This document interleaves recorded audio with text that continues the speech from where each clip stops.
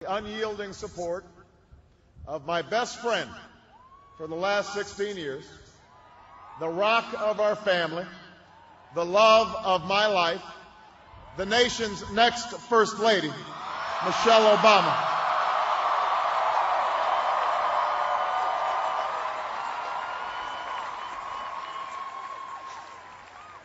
Sasha and Malia, I love you both more than you can imagine, and you have earned the new puppy that's coming with us to the White House.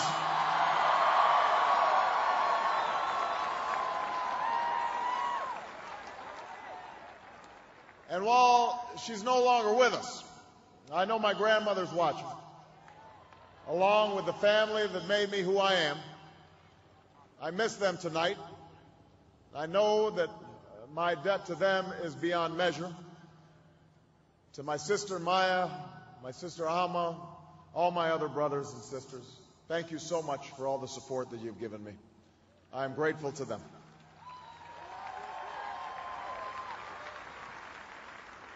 To my campaign manager, David Plouffe,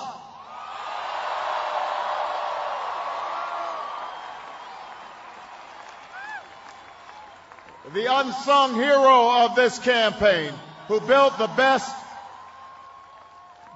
political campaign, I think, in the history of the United States of America.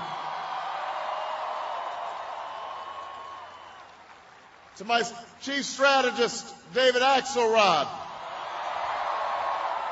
who's been a partner with me every step of the way. To the best campaign team ever assembled in the history of politics, you made this happen, and I am forever grateful for what you've sacrificed to get it done.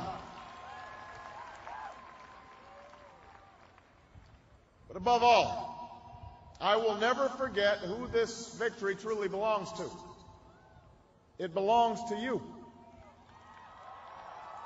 It belongs to you. I was never the likeliest candidate for this office. We didn't start with much money or many endorsements. Our campaign was not hatched in the halls of Washington. It began in the backyards of Des Moines, in the living rooms of Concord, in the front porches of Charleston. It was built by working men and women who dug into what little savings they had to give $5 and $10 and $20 to the cause. It grew strength from the young people who rejected the myth of their generation's apathy, who left their homes and their families for jobs that offered little pay and less sleep. It drew strength from the not-so-young people who braved the bitter cold and scorching heat to knock on doors of perfect strangers, and from the millions of Americans who volunteered and organized and proved that more than 2 centuries later, a government of the people, by the people, and for the people has not perished from the earth. This is your victory.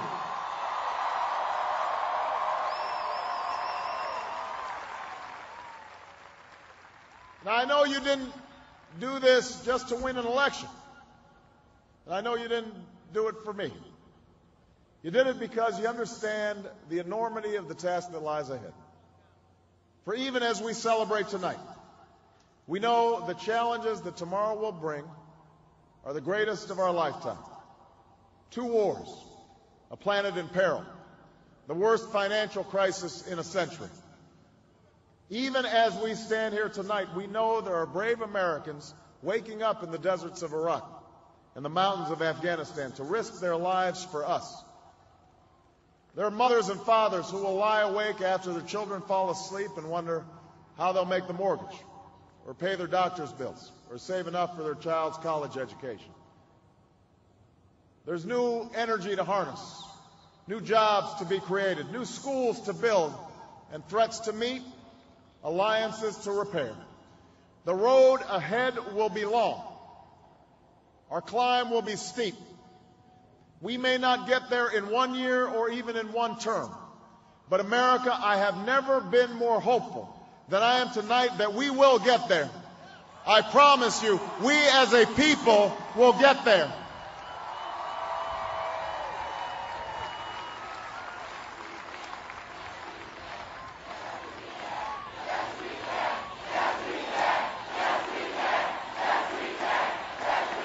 There will be setbacks and false starts.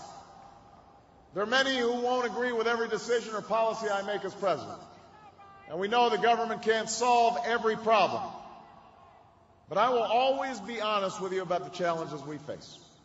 I will listen to you, especially when we disagree.